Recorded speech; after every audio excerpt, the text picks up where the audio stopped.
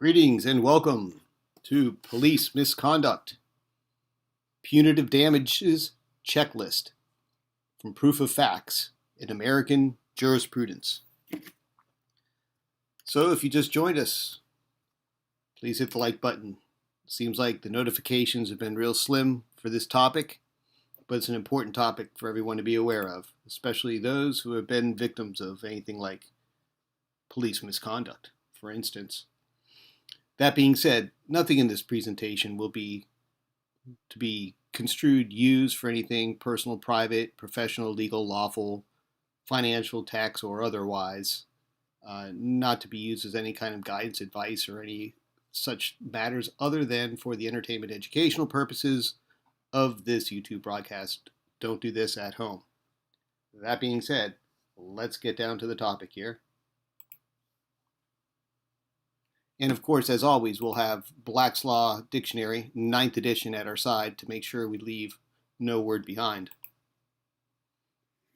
All right, let's get down to it now. So the topic for the day is damages.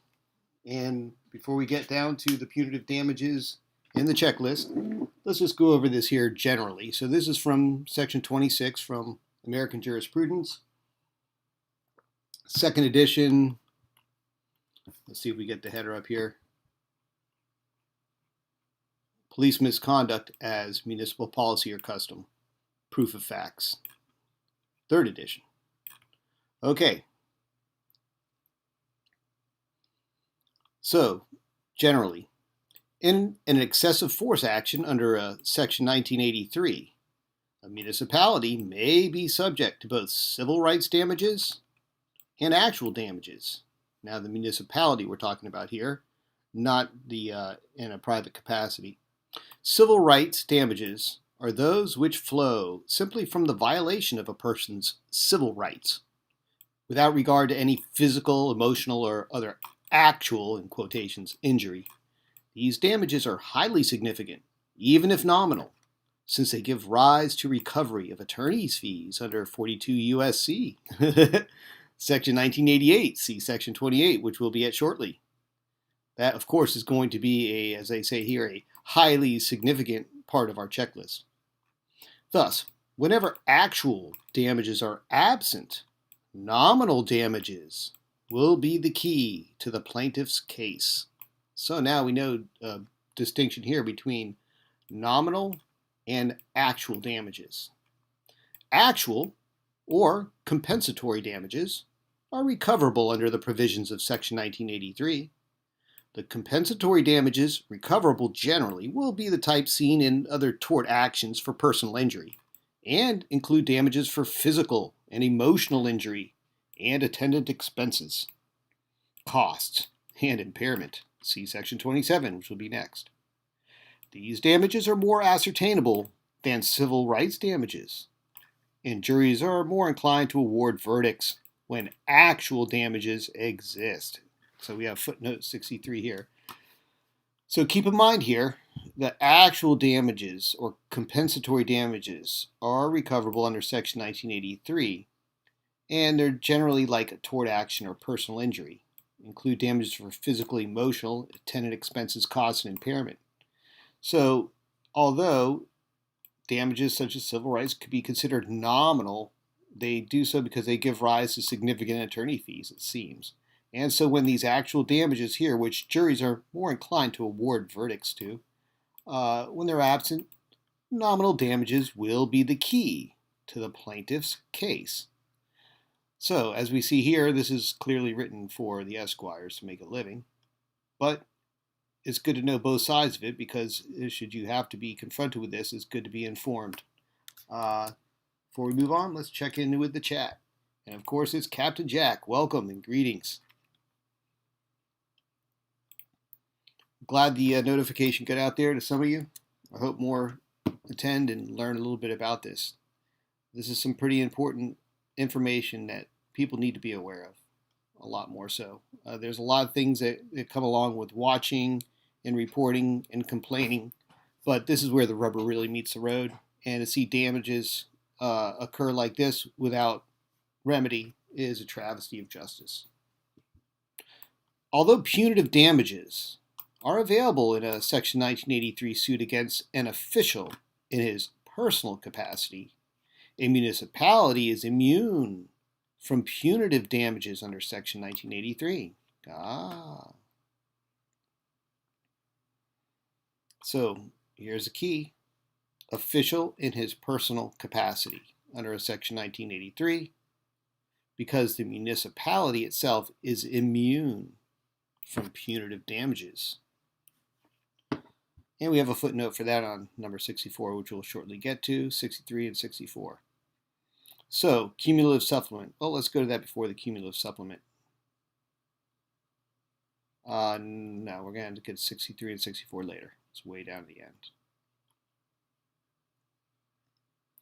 So, here on our cumulative supplement, we have some cases. In a Section 1983 action for excessive use of force against an arrestee, a damage award of $216,000 was proper, where the arrestee suffered serious and painful injuries from a fractured cheekbone. The injury required him to undergo general anesthesia surgery, and the left side of his face was permanently numbed by the injury. That's in 1992, so $216,000 $1992 is probably like $2 million today. Plaintiff failed to. There's another case here. Plaintiff failed. By the way, this one here was High versus Jacobs, and that's in New York. Plaintiff failed to allege facts establishing participation of District of Columbia's former mayor or officer with the District of Columbia Protective Services, DCPS, an alleged physical altercation between her and another DCPS officer, as required to state 1983 claim against former mayor or officer in their personal capacities, in action alleging violations of plaintiff's Fourth Amendment rights. And that's Brown versus Willem, 2011.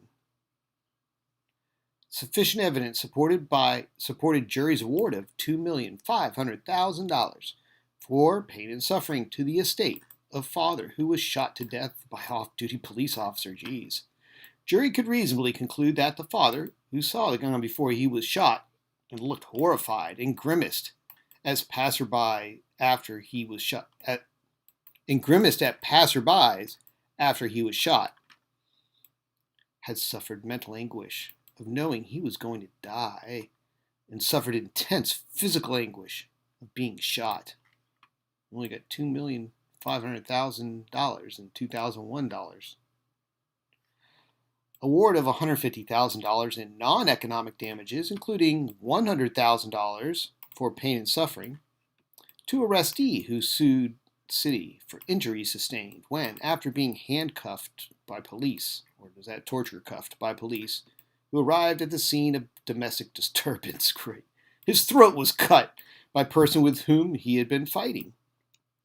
Did not shock the conscience, and thus did not warrant remitture or new trial. Oh, what did not shock the conscience? 1997. So this is a pretty intense cases here. I hope this isn't hurting the notifications even more so. Yeah, so please get the word out if any of you could do so, because this is important stuff here, and any questions or concerns we can always post right here and discuss them while we have this in front of us. Trial court properly awarded compensatory damages for emotional distress to a 10-year-old child with Down syndrome who witnessed peace officers' unprovoked assault and arrest of the child's father, where child suffered extreme and destructive behavioral changes after the incident. Motion withdrawn. Inappropriate circumstance. Well, okay. So these are some pretty. These get worse. Let's just get over here to the punitive damages section. All right. Thank you for all bearing with that part there. And please hit the like too if you've just arrived. Let's continue. Section 26.5, punitive damages. Cases. Town's motion to dismiss for failure to state claim under 42 U.S.C. 1983 is denied. Since arrestee alleges town police officers, pursuant to town policies of tolerating police misconduct and siding with particular restaurant as a result of bribes, arrested him without cause after he was assaulted at the restaurant, failed to arrest assaulters, although the arrestee's parents identified them, ignored his need for medical aid, and took him to police station rather than hospital, beat him, and charged him with battery. But punitive damages claim is dismissed as not recoverable under municipality under Section 1983. Word to the wise, guys. This was in 1993, this case in North Dakota, it looks like. Word to the wise. Another case here. Punitive damages were not available against the individual officers in their official capacities. In arrestee's 1983 suit against an individual in her official capacity was a suit against the municipality. And since a municipality could not be liable for punitive damages, neither could an individual sued in her official capacity. So punitive damages are not available for individual officers in their official capacities. Interesting. That's 2009. All right, so if you guys have stuck around this far, we're getting to the good stuff here. At the end of the supplement, we're on to the checklist. Section 27. Elements of actual damages. Now, we spoke about the nominal damages and actual damages. Now we're going to go over a checklist for actual damages. Now, these are the damages recoverable by or on behalf of injured person. So let's go through this checklist. 1. Necessary and reasonable medical expenses. So that's damages recoverable. And that includes actual past expenses for physician, hospital, nursing, and laboratory fees, medicines, prosthetic devices, etc., and anticipated future expenses. Then there's loss of past and future earnings. So we have the actual loss of wages of salary and a loss of existing vocational skill. We also have a loss of capacity to earn increased wages and loss of profits or net income by persons engaged in business. So you have your private business, it's loss of profits or net income. Now we go on to another part of the checklist here, the cost of hiring substitute or assistant. That would be for someone engaged in business, I assume. Cost of hiring home care attendants for cooking, cleaning, and the like.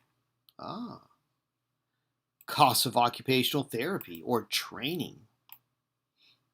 Harm from conditions caused by prolonged immobilization, such as thrombophlebitis and pneumonia. Oh, geez. Well, we get some specific ones here from the Proof of Facts 39. AmJur. Pain and suffering from physical injuries. Pain and suffering reasonably likely to occur in the future. Reasonably meaning something that people are willing to accept as something that's based on the apparent logic and reason and what people customarily do. Here's a good one. Phantom pain and other subjective pain, not readily apparent to layperson. Then we get on to the good one here. Now, these are, remember, actual damages. They all have to have some kind of price next to them, really, in this checklist. Then we go on to mental anguish, fright and shock, anxiety, depression, and other mental suffering or illness. Anxiety as to future disease or condition. And then there's physical injuries caused by mental anguish. I stubbed my toe because I was worried.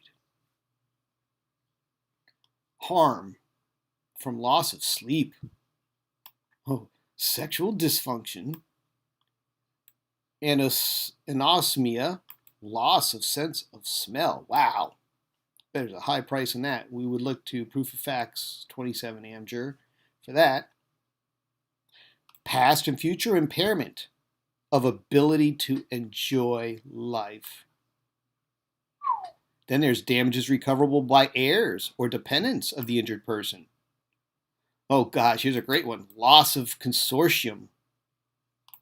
Loss of household services from killed or injured spouse. Parents' loss of minor services. Take out the trash. Loss of financial support from descendants' earnings and other income. Loss of parental advice and guidance. Wow. How do you put a price on that one? Loss of companionship of descendant. Mental anguish and grief of survivors. These are all actual damages, right? This is our checklist of actual damages.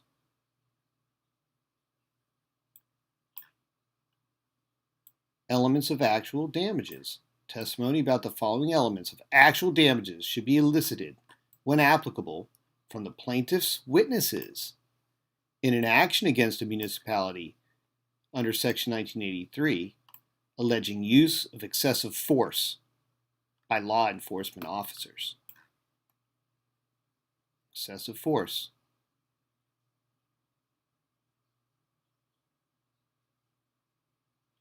So this is important stuff to be top of here. Again, actual damages. Let's continue. This is a pretty good list. Before we do, let's check over here to the chat. And it seems like Captain Jack has them all. How can you put a price on peace? Megadeth. Indeed. Well, again, this is part of the art of litigating, is being able to put a price that's reasonable onto all these things, like pain and suffering reasonably likely to occur in the future. How do you put a price on that? You know, you have to be artful to do this, to keep it within the realm of reason and not into, fantastical, taking advantage of a situation type of thing. Harm from loss of sleep. And not only is in the 28 AmJur proof of facts, but plenty of studies that you could point to, medical studies. You could probably easily find expert witnesses willing to testify on that, as we would in the other one in AmJur on evidence and witnesses. Actually, it was the evidence series, and we went over witnesses. It wasn't AmJur. I digress. Okay, sexual dysfunction. How do you quantify a price for that? It's hard to say. Loss of consortium. Loss of household services, which could probably come back to the other part we had here about the costs for cleaning and cooking, etc. All right, let's continue down here. These are still the actual damages here. Loss of prospective inheritance as a result of death of injured person. Oh gosh. And then funeral and burial expenses. Jeez. All right. And then we're on to Section 28, attorney's fees. And of course, this is what we would call the nominal damages. But before we do that, let's pop over to the chat. Child labor laws. Indeed, there was one here for that. Let's jump over to that while we got you here on screen. Parents' loss of minor services. So, yeah, I take it that's what that means, but I could be wrong. Once again, let's continue. All right, so we're on to attorney's fees, Section 28. The Civil Rights Attorney Fees Awards Act of 1976. Oh, wow. The Civil Rights Attorney Fees Awards Act of 1976, codified at 42 U.S.C.A. Section 1988, provides that in any action to enforce certain civil rights statutes, including Section 1983 of Title 42, the court, in its discretion, may allow the prevailing party, other than the United States, a reasonable attorney fee as part of the costs. Wow. Other than the United States. A reasonable attorney fee as part of the costs. Reasonable. The intent of the Act is to encourage private attorneys general to correct abuses of civil rights. So that's the intent of the Act. To effectuate this intent, the courts have permitted plaintiffs, nearly as a matter of right, to recover attorney fees if they prevail on any significant issue in the litigation. Wow, any significant issue in quotations. In contrast, defendants may recover attorney fees only if the lawsuit is meritless, frivolous, or vexatiously brought to harass or embarrass the defendant. Keep note. Furthermore, the plaintiff may be considered to be a prevailing party in circumstances which fall short of a favorable judgment on all issues. The plaintiff may be considered to be the prevailing party even if he does not win on all the issues, or even the central issue could still be prevailing. Wow, how do you prevail when you're not even winning on all the central issue or all the issues? The claim is settled, or mooted prior to trial. Only nominal damages are awarded. And a favorable settlement is agreed on prior to trial, of course. All right, so I see how this works. A fee may also be granted in a case where only injunctive relief is obtained, or only limited monetary relief is obtained. However, courts have often applied a bright prospect standard to find out where the merits of the case, the likelihood of success, or the damages involved are sufficient to attract competent counsel. Notice they say counsel. The court has discretion to deny an application for counsel fees. This is because counsel in such cases can easily be obtained on a contingent basis.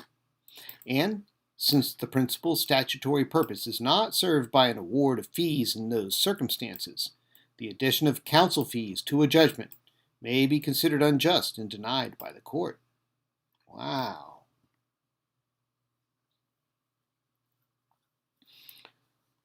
The court has discretion to deny an application for counsel fees. Contingent basis. Well, I guess if you made an affidavit that's not on a contingent basis, then in fact it could be done that way, but interesting. Footnote 72.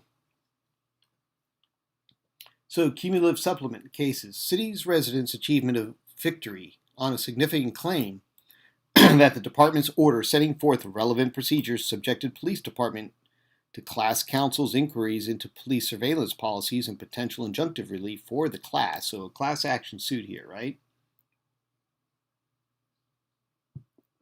Brought about a material alteration of legal relationship between the parties, as required for residents to obtain award of attorney fees as prevailing party in civil rights action against police department, alleging that police were conducting surveillance and intelligence gathering activities that violated their constitutional rights, where it empowered class counsel, this is the class of the people here, to challenge department's procedures. Interesting case there. City's resident achievement of victory on a significant claim that the department's order and potential, see here. I'm not sure where that applied to this last one here. So, okay, so that's just a cumulative supplement here. And here we get to the prevailing party determination. So this is the one that seems a little tricky here. Let's get over here to the chat really quick. For $200, that's all. I'd say 200 million. Get a much better vote for that. But I digress. Plaintiffs who received $2,501 in damages, $1, in a Section 1983 action against police officers for violating their Fourth Amendment rights during a traffic stop were prevailing parties, and thus were entitled to award of attorney's fees, even though the plaintiffs asked for $66 million in damages in their complaint, where the plaintiffs prevailed against all of the individual officers on their most significant constitutional claims relating to use of excessive force. Reduction of hours credited by attorneys for prevailing plaintiffs in civil rights case against police officers for work on unsuccessful claims for illegal search and intentional infliction of emotional stress was not appropriate in calculating fee award, where unsuccessful claims were inextricably intertwined and involved common core of facts. Common core of facts with one plaintiff's successful claim for excessive force. That's key number. This looks like an interesting case. Anderson versus City of New York, 2001. Common core of facts. This is interesting wording. All right, well, let's continue here. Now we're on to the elements of proof. Checklist. Proof that use of excessive force by police officer was in accordance with municipal policy or custom. So now we need proof. So this is an evidence checklist. Evidence of the following facts and circumstances tends to show that the use of excessive force by a police officer was pursuant to a municipal policy or custom of excessive force, amounting to a deliberate indifference to the constitutional rights of citizens. 1. Excessive force under color of law. Okay, these are all evidence, right, of circumstances. Policy-making authority. So a lot of these could be obtained through FOIA here, like this one. Unconstitutional policy or custom. Facially invalid policy. Failure to train. Failure to discipline. Similar incidents. Prior incidents. Subsequent conduct. Number of officers involved. Joint action by officers. So these are all under the unconstitutional policies or custom. Any of these things are present, they go under this checkbox. Causation. Right? You guys know what caused. Right? This is evidence of circumstances. So what's the causation? Then we have the deliberate indifference. Deliberate indifference of policy-making officials. Actual knowledge by policy-making officials. Constructive knowledge by policy-making officials. So two different ways of looking at this here, and they're outlined in sections 44, 45, and 46, which we could jump to, but I think we covered them in the last one I did on the municipal and police misconduct. All right, so we finished this off here. Let's get on to the cumulative supplement and the cases. In arrestee civil right action against police officers alleging use of excessive force while arrestee was in custody, arrestee was not required to prove significant injury, but was required to prove some injury.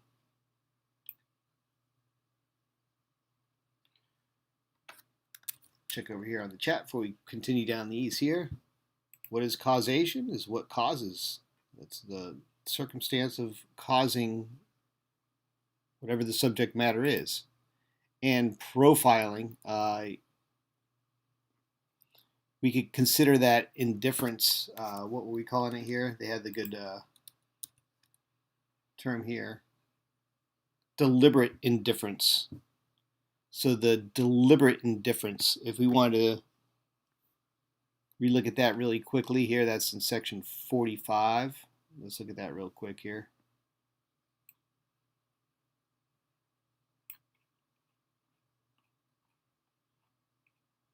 We pass it. Let's see here. Boy, this has some long sections in it. Goodness.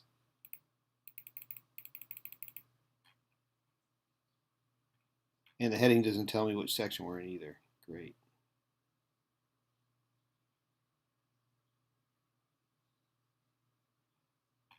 This looked like a really good case to go through, too.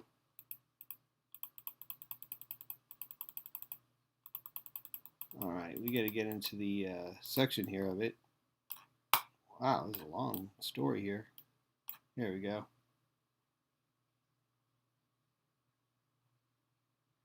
It's not going to be in this edition, is it? Let's double check down here. I don't think so.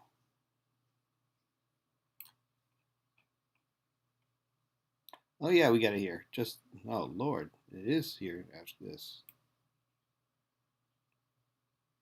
Yeah, that's the 38, didn't it?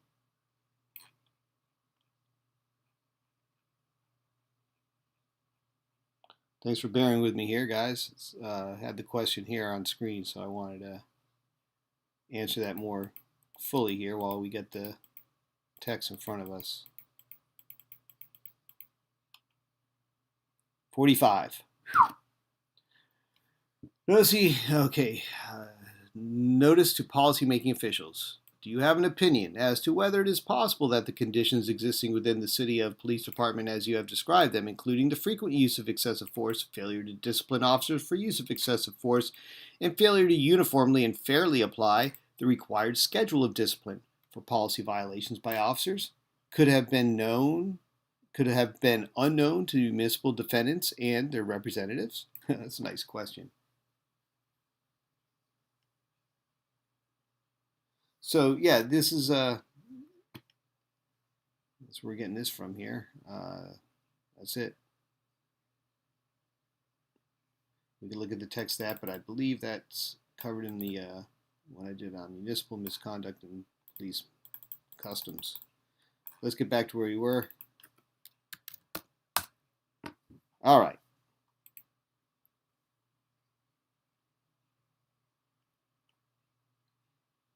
So, constructive knowledge by policymaking officials. There was your questions asking for that.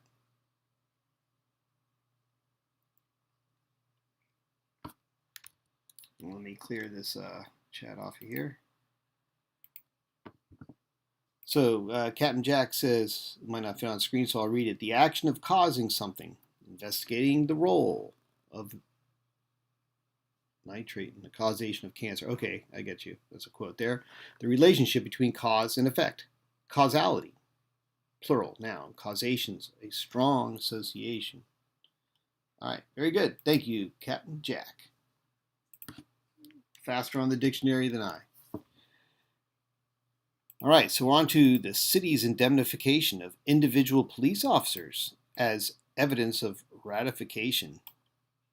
Huh? Phew. In suit by business owner that her business was subject to unfair and discriminatory treatment by local police officers. District Court did not abuse its discretion by excluding evidence of City Council's decision to indemnify individual defendants against any punitive damage awards as more prejudicial than probative, since there were other grounds besides ratification theory upon which plaintiff could base her entity liability argument. Wow. Talk about squirming out of it, huh? In determining whether police officers assigned to Special Drug Task Force had specific intent to use excessive force, well, it's in their name, isn't it? It was not necessary to prove that they knew their conduct was unlawful. Well, that's nice. That was 1993, California. Let's see, summary. All right, so prima facie case. So here's one that's going to be facially evident. Plaintiff seeking to hold city liable under Section 1983 for acts of its employees can prove the existence of a municipal policy or custom with proof that, here's our further checklist here, 1, a municipal official with final policy-making authority directly committed or commanded the constitutional violation. 2, A policymaker indirectly caused the misconduct of a subordinate municipal employee by acquiescing in a long-standing practice or custom, which may fairly be said to represent official policy. I like to call that tribal knowledge, but I digress. Or number 3, a municipal policymaker failed to adequately train their subordinates, if such failure amounts to deliberate indifference to the rights of the individuals who interact with the municipal employees. Interesting there. Deliberate indifference again.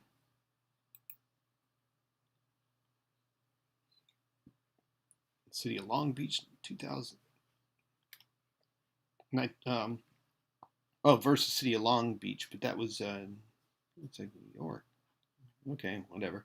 So we're on to the model request for production of documents. Section 30, request for production of documents to municipal defendant. This model request for production of documents pertains to an action under 42 U.S.C. 1983 in which the facts alleged are substantially the same as those described in the sample proof in subdivision 5 of this article. So let's look at this sample request for production of documents. This is a motion. Plaintiff hereby requests the defendant, city of so-and-so, to produce and permit plaintiff to inspect and photocopy the following documents in accordance with Rule 34 of the Federal Rules of Civil Procedure. Nice. 1. Any and all written procedures for investigation of complaints of use of unreasonable force by city. Now, this is like FOIA on steroids here. Police officers duly adopted, promulgated, and in effect on this date. 2. All records of complaints filed with the city of so-and-so police department against the defendant, arresting officer, while arresting officer was employed as a city of so-and-so police officer, and any and all records of investigations conducted on the basis of such complaints. 3. All records of complaints regarding unreasonable use of force, abuse of official position, and abuse of due process of law by city of so-and-so police officers delivered to the city manager, name, during the period, dates. So this is pretty intense. This is all just part of the production of documents. 4. All records concerning disciplinary action taken against the city of so-and-so police officers since this date for unreasonable use of force, abuse of official position, or abuse of due process of law. 5. All documents in defendant's possession, whether executed or unexecuted, purporting to release city of so-and-so police officers from civil liability. Whoa! 6. All documents in defendant's possession, whether executed or unexecuted, purporting to release city of so-and-so police officers from liability for violation of civil rights. 7. Any and all field administrative reports filed by the defendant while employed as a city of so-and-so police officer. Wow. Field administrative reports filed by the arresting officer. Ooh. 8. Any and all use of force when making an arrest forms, and have the form number, you have to probably FOIA that or find out, filed by the defendant, arresting officer, while employed as a city of so-and-so police officer. Any and all field administrative reports filed by city of so-and-so police officers since a date. 10. Any and all use of force when making an arrest forms, form number, filed by the city police officers since date. Wow, we're getting down to all of them now. Records of any and all city of police department internal affairs division investigations of the defendant, arresting officer, conducted while he was employed as a city of X police officer. 12. Records of any and all city of Police Department Internal Affairs Division investigations of city of whatever police officers for unnecessary use of force, abuse of official position, or abuse of due process of law, which have been conducted since date. 13.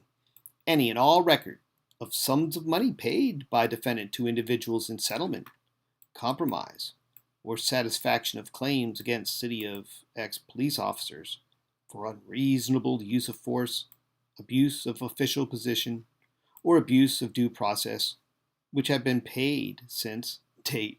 Nice. Very nice. And I think they use that paid to find out a way to quantify damages too, perhaps. Not too sure. So another great checklist. Let's check over to the chat before we go any further. Yeah, let's see here. I got to refresh this, don't I?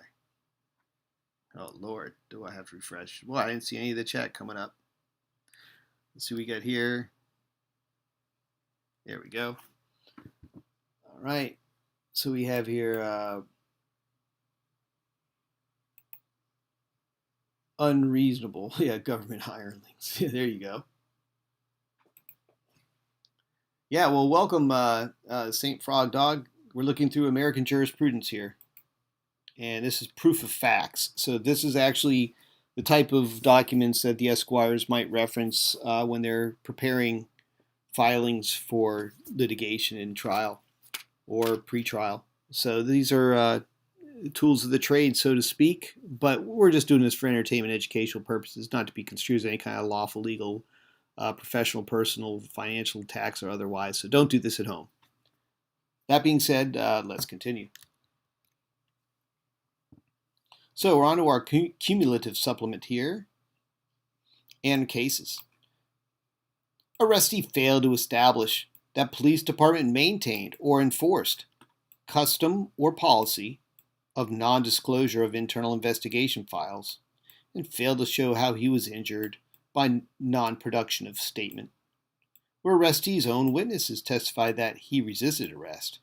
And disclosure of internal affairs statement would not have affected jury's determination of guilt on resisting arrest charge. 1993. Stachniak versus Hayes.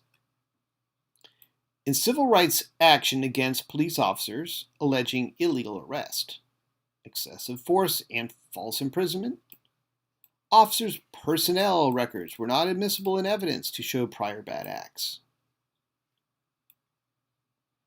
Against police officers alleging illegal arrest, personnel records to show prior bad acts. Okay, so there we go. If you notice on our checklist here, we didn't see personnel records. We saw records of investigations, settlements, and compromises. They're very specific. We don't look for a general because that's not going to be admissible. So nice little tips you look here. These are pitfalls to be aware of, it seems. Here's another one. Defendant police officers in civil rights action alleging use of excessive force in connection with arrest failed to make threshold showing for invoking official government privilege to protect from disclosure their personal files and government tort claims and internal investigation documents involving them, where they raise general harm to public interest objections without describing how disclosure would harm significant government interests and how much harm would be done to those interests by disclosure in this case. So here's another aspect where you can use the personnel files. Failed to make the threshold for showing that invoking official government privilege to protect from disclosure their personal files. So they weren't able to, but that's because as you read here, it says here, in government tort claims and internal investigation documents. So I think once you start splitting it like this, it's not, then if the personnel file is just one extra check in here, in some cases it might be admissible. So this is a case to look at, the Miller versus Pinchucci, California, 1992. On we go. For purposes of discovery request, documents relating to previous injuries resulting from high-speed pursuits or roadblocks by police were relevant to 42 U.S.C. 1983 claim of supervisory liability against police chief for allegedly failing to establish adequate procedures for engaging a fleeing suspect and failing to adequately train or supervise arresting officers engaged in high-speed pursuits and roadblocks. 1994. Oh, gosh. In a personal injury action against a police officer, the trial court erred in ordering the officer to answer interrogatories asking for, inter alia, his home address and home telephone number without complying with the statutory procedures which create a conditional privilege as to personnel records of and personal information about peace officers. The privilege applies to both personnel records and information obtained from the records. The statute was intended to create a privilege for all information in peace officers' personnel files without regard to whether the information could also be obtained from the officer or elsewhere. So, better to get it elsewhere or from the officer's own testimony. Ooh.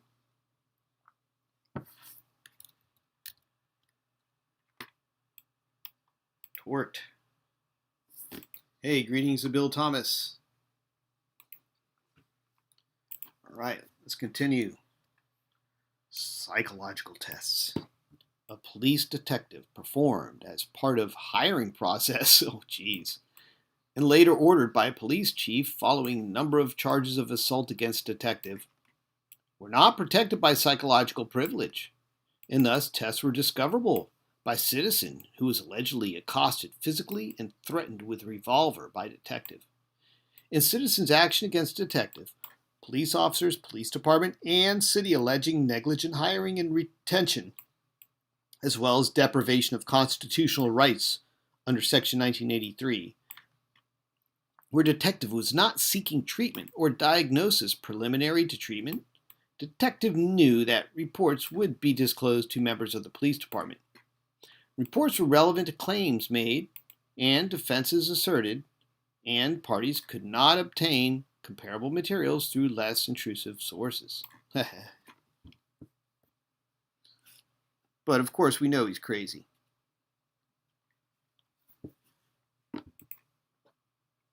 Like to see the results of that psychological test, huh?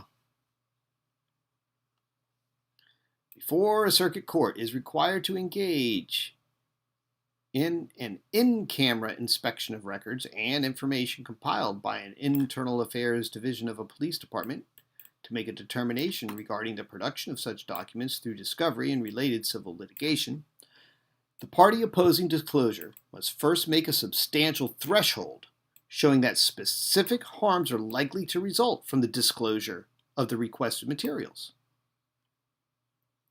So that's the end of the supplement, and we're on to section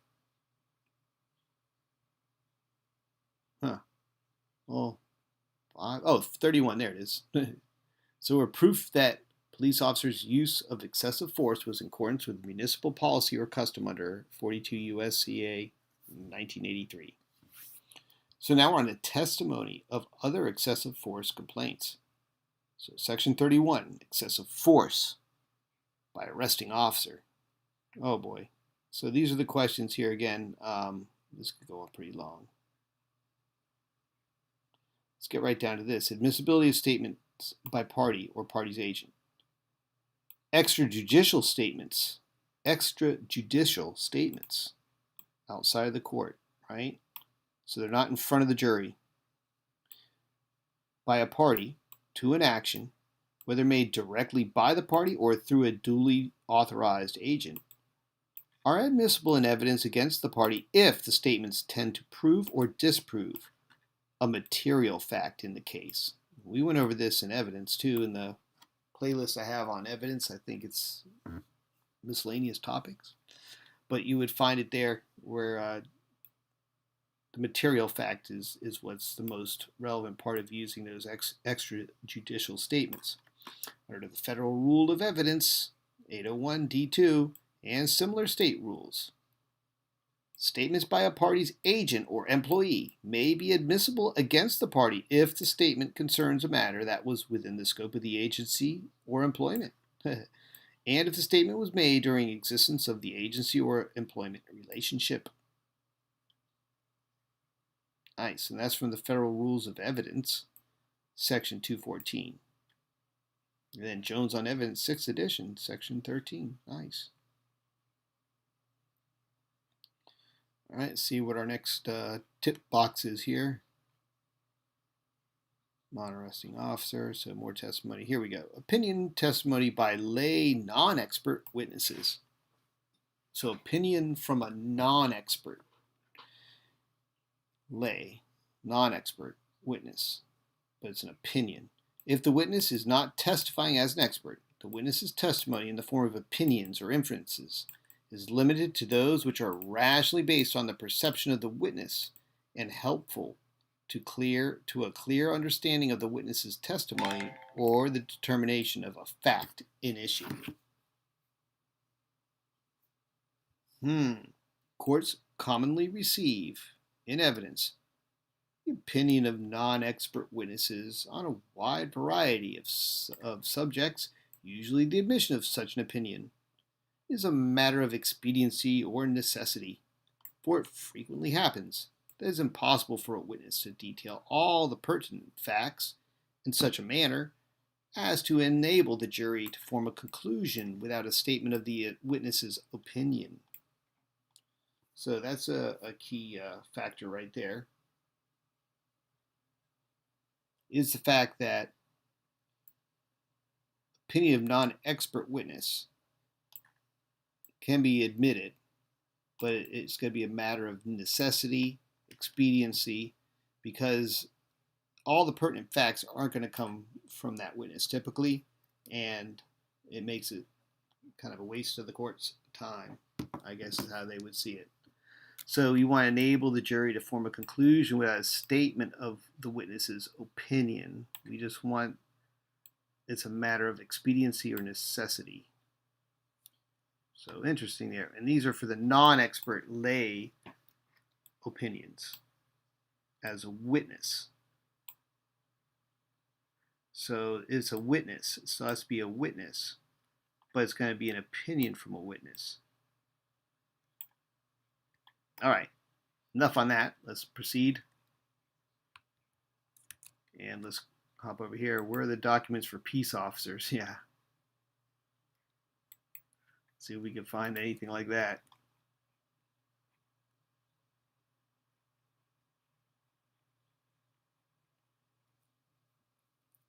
Okay, so let's see here. Cases. Sheriff and Sheriff's Department were not liable for failure to train deputy in use of non-lethal weapons, absent evidence of deliberate indifference to a known risk of harm. Now we're on to Section 33, Departmental Acceptance of Code of Silence. Question. Based on your period of time as an officer of the City of Blank Police Department and your personal experiences and observations within that department, do you have an opinion as to whether there was a code of silence among the City of Blank Police Department officers and officials during the period blank to blank regarding the use of excessive force toward arrestees and detainees? Answer, I do. Do you have an opinion as to whether there was a code? Ah, wow.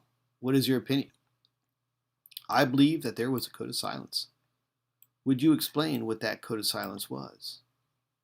It meant that if you saw anything that amounted to misconduct by an officer toward an arrestee or detainee, you disregarded it, pretended like it didn't happen.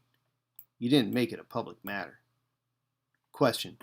In your experience, if an officer violated the code of silence, what would happen to that officer?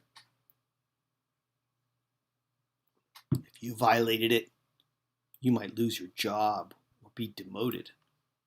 You'd be treated badly by your superiors and your fellow officers. There was a common expression about it, that you might not get backed up. Oh, Lord. What do you mean you might not get backed up? Answer: that you might be in a position where your life was threatened in some action out on the street, and if there was another officer who could back you up, save you, maybe that person wouldn't do it, and no one would ever know. Question: how frequently did you hear that expression in the department? Answer: I can't tell you the exact number, but many times. It was common. Question: would you hear this from fellow officers or from superiors, if you remember? Answer: both. Question: can you remember the names of any officers, including supervisory officers, whom you heard using that expression? Answer: yes, some. What were their names? Uh-oh. Blank. So we kind of get the idea of how the line of questioning goes in these things. I don't want to read too much into this because it's bad enough being a shadow band as we are. Hey, greetings to the original gangsta.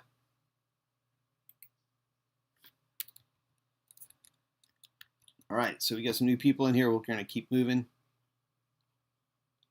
Testimony of Assistant District Attorney.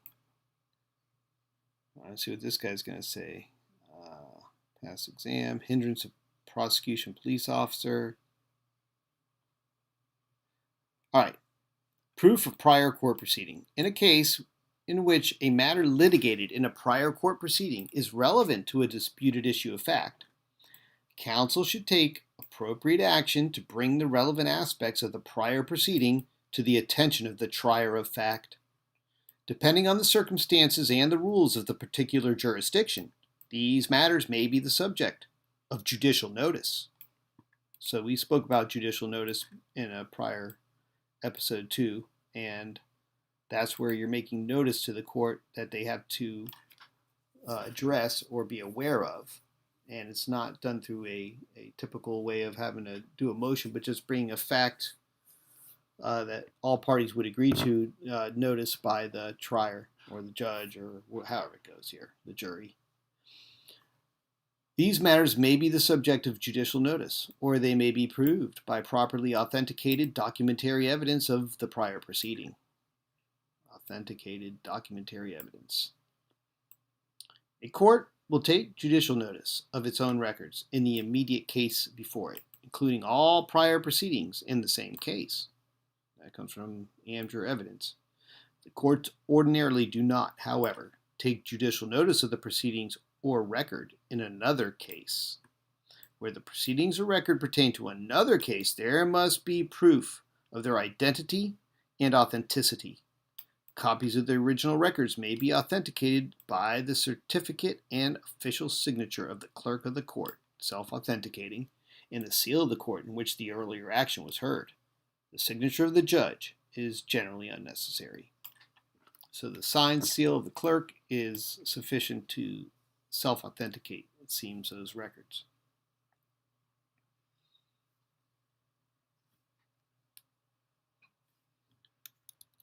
And let's pop over the chat here. Oh, wow. So this thing has been refreshing very well for me. One moment here and get caught up. What was her name? No name. Yeah. So Bill Thomas says, I do not generally like mandating a duty to report crimes. However, if the crime offends the rights of a defendant by officials, it seems proper. Yeah, this is as a matter of municipal practice, what they're talking about there. Color of law, indeed. All right. Let's move along here.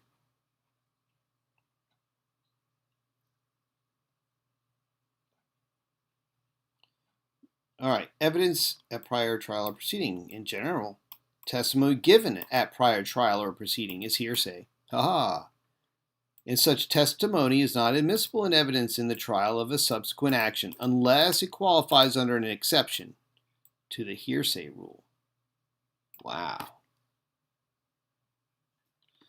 Here, the testimony of police trainee at the earlier criminal prosecution is admissible under the exception to the hearsay rule for statements by a party or a party's agent since the time of her testimony she was, as an employee of the police department, an agent of the defendant municipality. Oh, wow. Interesting. But it's good to be aware of these types of things because this is how cases get shot down. These esquires are familiar with all these little intricacies here, right? Evidence at prior trial or proceeding that you need to know that you probably would have to, the hearsay testimony given at a prior trial proceeding is hearsay, unless it's under the exception of the hearsay rule. So being aware of these things is critical to bring in previous testimony into a new case. Qualification of witness as an expert. To qualify a witness as an expert, so expert witness, evidence should be elicited showing the education, training, and experience of the witness in the particular field, including the length of actual practice, teaching experience, books, and articles written by the witness, and membership in professional organizations and societies. Of course, qualification of an expert witness generally is treated in 31 AmJur. Okay, so here's how you elicit their actual practice, training experience, and books, everything else. What is your present occupation? What would you explain a criminologist is? As a criminologist, what's your particular area of expertise? So we see how this goes.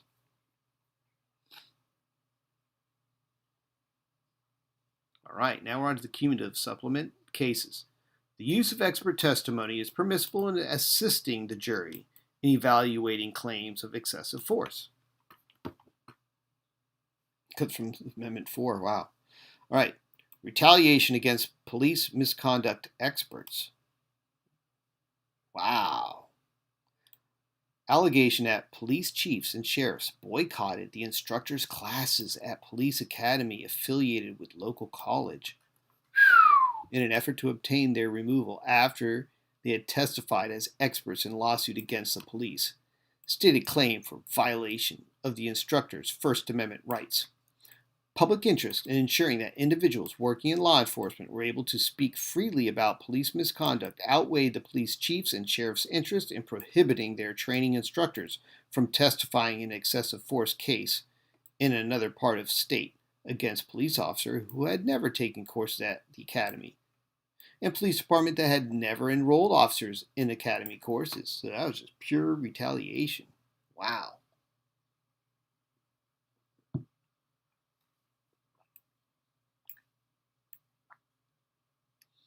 See, what did it say here?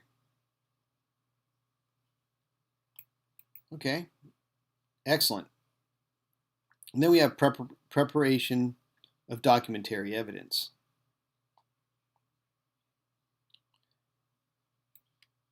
So yeah, it's a basis of expert opinion testimony. The facts or data in the particular case on which the expert bases an opinion may be those perceived or made known to the expert at or before the hearing. Wow, so the facts could be told to the expert witness at the hearing. If of a type reasonably relied on by experts in the particular field in forming opinions or opinions of inferences, on the subject, the facts or data need not be admissible in evidence. If of a type reasonably relied on, the facts or data needed to make their opinion of inference need not be admissible itself, the facts. Just their opinion gets admitted. I see. This rule generally obviates objections based on the rule against hearsay in federal courts. So saying that because the facts that they're relying on to make their opinion of inference is based on hearsay, that's not going to stand. They're allowed to use facts that need not be admissible as evidence to make their testimony as an expert witness. When information is of type reasonably relied upon by expert within Rule 703, Federal Rules of Evidence, permitting expert opinion based on information not admissible in evidence. So, nice little nuance to know. Let's pop over here to the chat real quick. Oh, it's created. For man always wanted to be right and punish the wrong. See, Bill Thomas says, if the hearsay is not presented to establish the facts at hand, but to explain the state of mind of the witness, it might be admissible. You'd say that's the, the hearsay, I'm not sure if that's really would be hearsay. What they're talking about was a witness that's a non-expert giving an opinion, but a witness nonetheless. Hearsay is an expert witness to try to establish or explain the state of mind of another witness might be admissible. Say he's crazy. It's Latin after all. Oh, really? Jeez. I thought it was French because I have trouble pronouncing those French words. All right, let's continue. Introduction of documentary evidence. In this case, the plaintiff has prepared a binder for each juror containing the documents selected for review by plaintiff's expert witness. Oh, I made a nice little binder. He got his money's worth out of that expert witness. The documents include those relating to complaints of excessive force by citizens, the investigation and disposition of such complaints by the police department, as well as the personnel records of the arresting officer who committed the act of excessive force against the plaintiff. The admissibility of the documents as relevant to the establishment of a policy of custom of excessive force and the use of a binder format available to jury members is assumed to have been primarily determined in a pretrial order under the local rules of the district court, pursuant to which the court referred to the issue of admissibility of all physical evidence to a magistrate for a recommendation as to admissibility. Jeez. The use of such a format is particularly desirable in cases involving large numbers of documents, since it is helpful to the jury's understanding of the evidence, and it is conducive to judicial efficiency and economy. Note that after a document has been admitted into evidence, it may be shown to the jury directly or through the use of an enlarged facsimile. With the court's permission, copies may be given to the jurors to look at during testimony about the document. When a document contains statements about the terms and conditions of an agreement or the facts of an incident or occurrence, counsel or the witness may also read the document or parts of it to the jurors. On the use of exhibits at trial, generally see Introducing and Making Exhibits in 5 AmJur trials. Admissibility of photocopy of document under Federal Rule of Evidence 1001. A copy of a document produced by photographic or equivalent means may be deemed an original if it was intended to have the effect of an original by the person executing it or issuing it. Also under Rule 1003, a duplicate of a document is admissible to the same extent as an original, unless there is a genuine question as to the authenticity of the original, or unless it would be unfair to admit the duplicate in lieu of the original. So here's our cumulative supplement. Case. Expert's deposition, which was over 300 pages in length and based on specific facts in record, was not conclusory or unsubstantiated, and could be relied upon to establish genuine issues of material fact regarding adequacy of city's training of police officer. 1997, Muskogee, Oklahoma.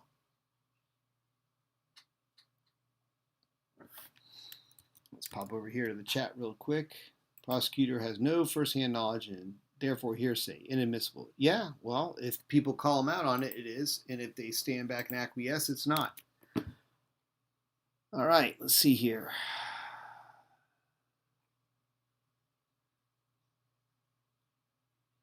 One looks a little violent. Trying to stay away from some of the violent ones here so we don't get further shadow banned.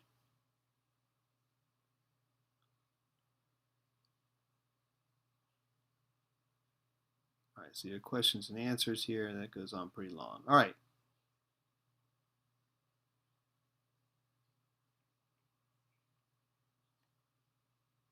Practice, commander, properly train.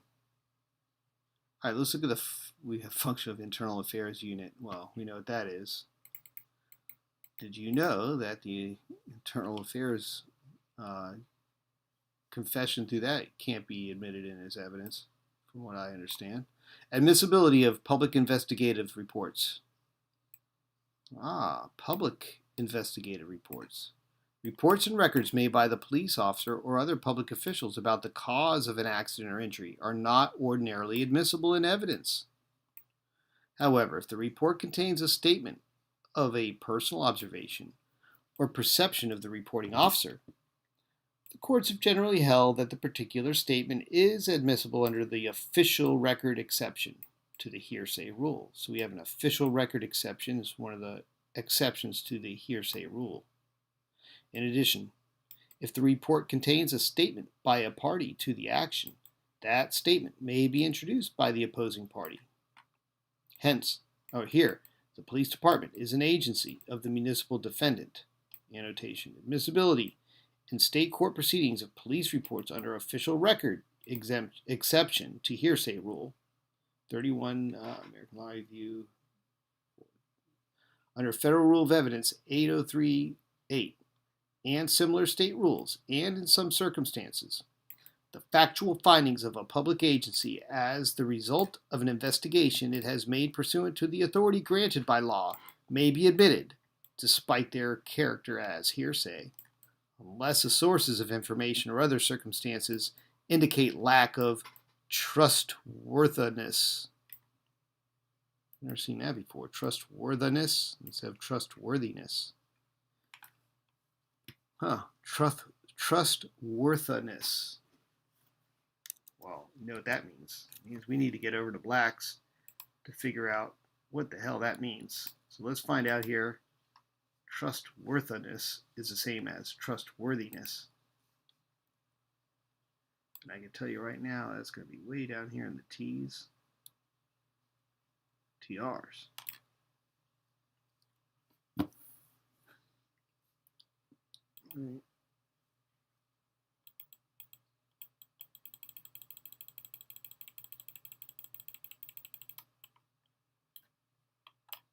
All right, there we go. Are we there? Oh, Lord. Trust. All right, trustworthy will be after all these trust sub-entries. Pension trust, pool trust. Look at all these trusts. Onerous trust. A trust that places exceptionally heavy and time-consuming duties of responsibility and care on the trustee, often without providing for compensation. Because of the burden and inequity of requiring the trust to be administered voluntarily, courts often grant a trustee a reasonable sum for the task performed. Oral trust. Oral trust is an oral trust, passive trust, pension trust, perpetual trust, pool trust. What? Rabicular trust, a rabbi trust that protects the trust assets against the claims of the employer's creditors by converting to a secular trust if the employer funding the trust becomes insolvent. The term is a portmanteau word from rabbi and secular, rabicular.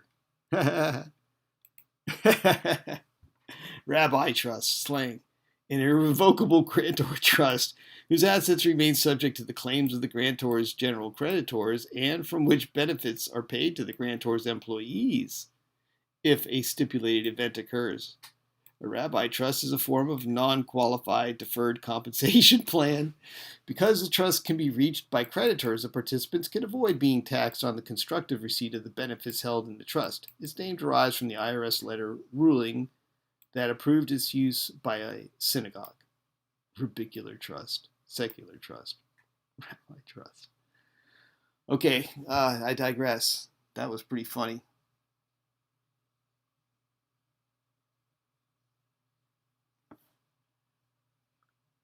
Trustee, we're almost there to trustworthiness. Oh.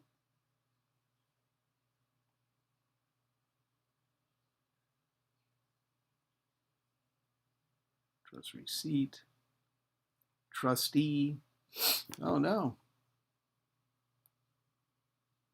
it's not a word. Can you believe that? Could it be a typo? We gotta know. It's not a legal term.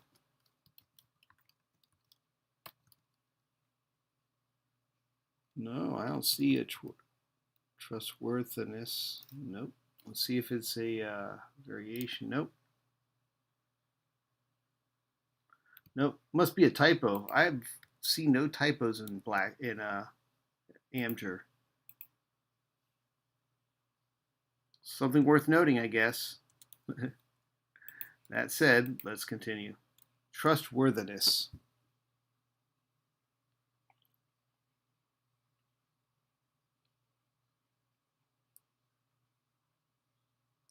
Failure to discipline, use of prohibited weapons. Yikes.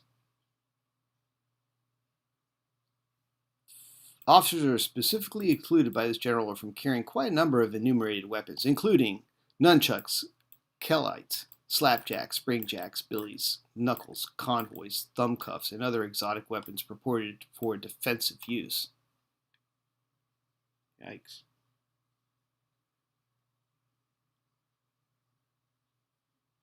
All right, so we have a lot of violent things we just don't want to read out here. Don't do this at home. And we missed one here. Failure to discipline. So as you see here, we're going to have examples of just lines of questioning for these particular topics here. So admissibility of summary based on voluminous documents. A summary based on or prepared from a number of documents, although secondary evidence, generally is admissible if the primary evidence is so voluminous or complicated as to make examination of it in court impractical. For such a summary, so that's a summary because the primary evidence is voluminous. For such a summary to be admissible, it must be based on documents which are themselves competent evidence. The rule is primarily one of convenience that allows a witness to assist the trier of fact by summarizing the important facts contained in the underlying documents. Okay, that makes sense for that judicial efficiency and economy they love so much. Let's see, excessive use of force. So they're still on that one pretty well.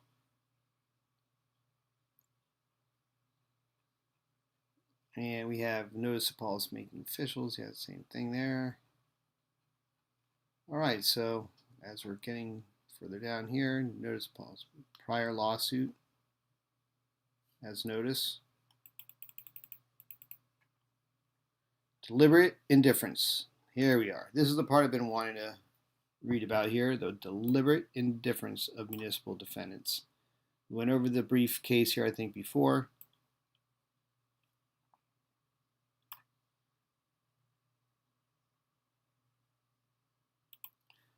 Please assume that the municipal defendants, city manager, chief of police, command sergeant, in that officer's role as supervisor of the city of blank police academy, the Haight Academy, and command sergeant blank, in that officer's role as supervisor of the internal affairs unit of the city of blank police department, bore certain responsibilities for the investigation of internal affairs complaints and filed against arresting officer.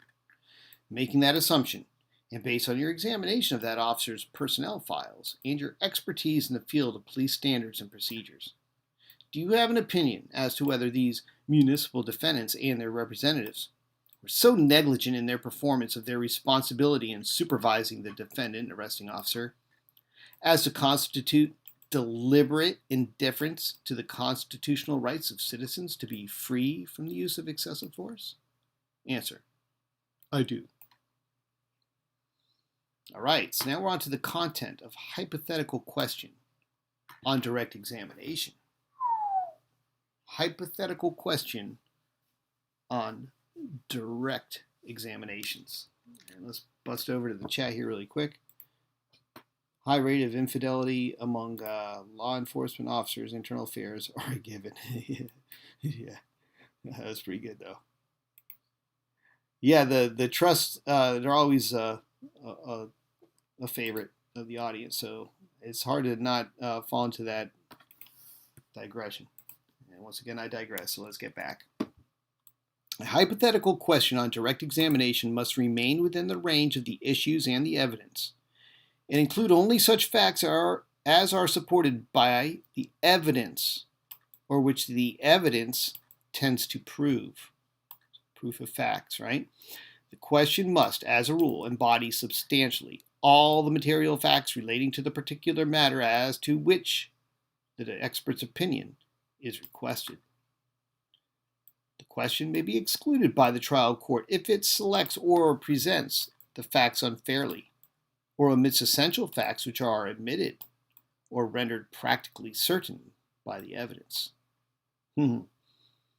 Furthermore, the ultimate issue objection has been abolished in many jurisdictions. See Federal Rule of Evidence 704 and similar state rules. But the abolition of this objection does not permit a witness to state a legal conclusion, and it does not eliminate the requirement that opinion testimony be helpful to the trier of fact. Thus, opinion testimony as to whether a person was negligent may be objectionable unless the witness's specialized knowledge will help the trier of fact determine whether the person was negligent. And the questions are carefully phrased to avoid using legal terms of art. Wow, let's read this again. Thus, opinion testimony as to whether a person was negligent. Is he negligent? What's your opinion? It may be objectionable unless the witness has specialized knowledge that will help the trier of facts determine whether the person was negligent. So it's the specialized knowledge that the witness will give in testimony that will basically help determine that the person they're talking about was negligent.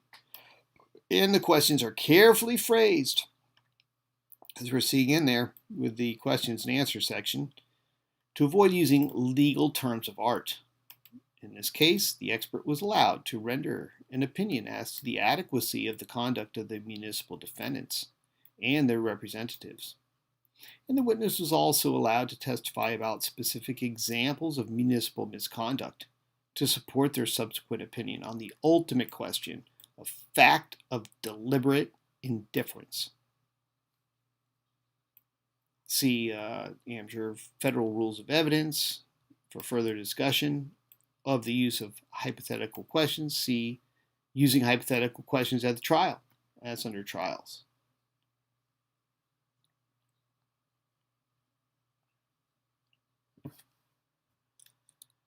And let's jump over here to the chat real quick.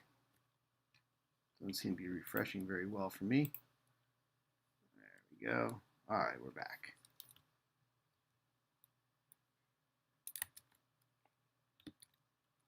Oops, get back. There we go. So that's it. We're down to the end of it. We made it to the end. Although, so let's see here. Their conduct did constitute deliberate indifference. Although expert could have testified that discipline in municipal police department was lax, and asked what he believed to be the consequences of lax discipline, he could not testify that lax discipline policies of the police department indicated that municipality was deliberately indifferent to the welfare of its citizens, since deliberate indifference is a legal term to be defined by court, not witnesses. Ah, wow. Now that's an interesting concept there. As we said, the legal term of art.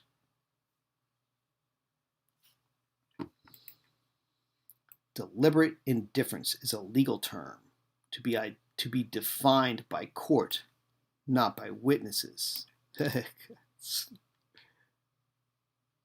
All right. So editor's comment. The references from the bibliography can be found in the front matter of this article.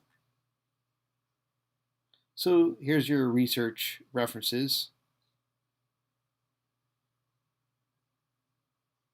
Lots of references here. Qualified defense, unreasonable online search, civil rights, federal remedies, liability of municipalities and other government bodies, jumping the gun, can municipalities be held liable? Municipal liability under Section 1983, municipal strip search policy. Police and human rights groups are wary of pocket-sized taser. Wow, police misconduct. Stretching the 14th Amendment and substantive due process, another close call. So we see a lot of First Amendment and police misconduct, criminal penalty for filing complaints against police officers. Wow. And the attorney's fees and proceedings and vindication of civil rights. So we had those nice checklists that we got to go through. So lots of references here. I think we went through some pretty interesting topics. We have the legal encyclopedias, a police officer's right to use reasonable force in making arrests. That's under arrest and AmJur. So we have a lot of other one here. The treatises and practice aids here, the federal rules of evidence, police misconduct law and litigation. Then we have the trial strategies, proof of qualified immunity defense, or Bivens actions against law enforcement, proof of unconstitutional prison conditions, lots of injury to bystander, excessive force. So we've gone through quite a bit on this liability issue here, and municipal liability and police departments. So with that being said, let's check back here into the chat. Well, thank you, Bill, for sticking with it. It's been a long one, too, and intense. That's how you get antsy. Hearsay for hire. The bar cards deliberately dipping heads and sandbaggers. Well, they get a license. That's cards a license to steal, some might say. But that being said, as we saw in here, there is ways and reasons why you want to make sure that the reasonable attorney fees are recoverable when there's these kind of acts. A lot of the times the damages we saw here might not be all that great, and those belong to the one that suffered the damages, the plaintiff, and that the one that caused the harm should be responsible for any cost of litigation that's lumped in with that settlement.